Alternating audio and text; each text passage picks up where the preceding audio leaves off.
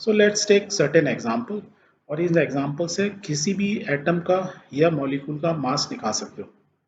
तो example number 3.3 क्या दिया हुआ है? Calculate the number of moles of the following 52 gram of helium, find the mole from the mass. इसमें हमें मोल पता लगाना है कि मीन्स हीलियम के कितने नंबर ऑफ एटम्स हैं 52 ग्राम ऑफ हीलियम के अंदर। सेम वे में सेकंड क्वेश्चन क्या है कि 12.044 into 10⁻23 number of helium atoms हैं, इतने सारे हीलियम एटम्स हैं।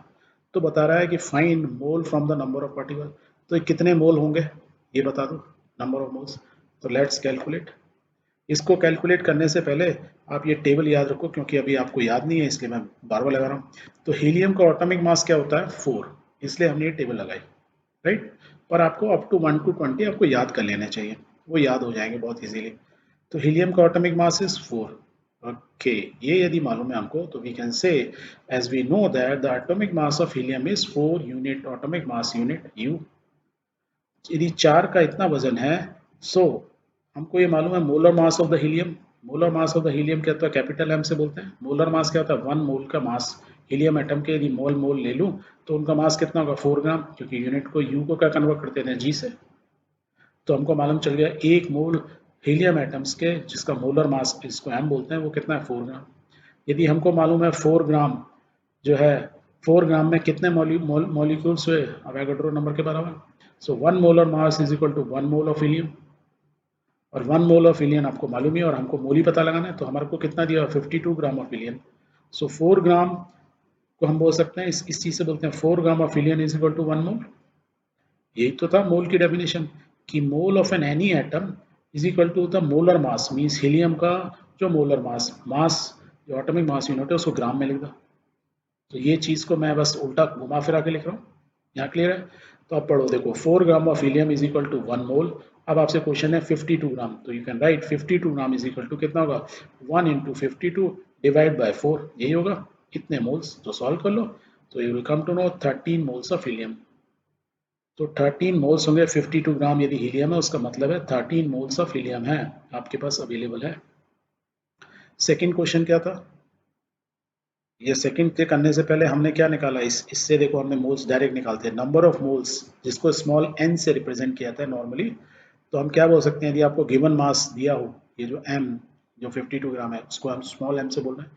यदि किसी चीज़ का आपको मास दिया हुआ है स्मॉल एम से, और आपको मोलर मास कैपिटल एम मालूम ही है, means mass of 1 mole of particular thing, atom या मॉलिक्यूल, तो आप क्या करो, गिवन मास को मोलर मास से डिवाइड कर दो तो नंबर ऑफ मोल्स निकलेंगे। तो ये क्या देखो 52 डिवाइड बाय 4, 52 ग्राम है, 4 उसका मोलर मास है, तो डायरेक्ट 13 मोल निकला था।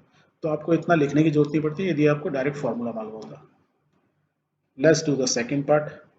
एज वी नो 1 मोल कितना होता है? 6.022 इंटू 10⁻23, इतने इतने उसके अंदर होते हैं। क्या है, अभी हम हीलियम की बात कर रहे थे, इतने हीलियम के एटम्स हैं उसके अंदर। हमको कितने एटम्स दिए हुए हीलियम के? इतने सारे।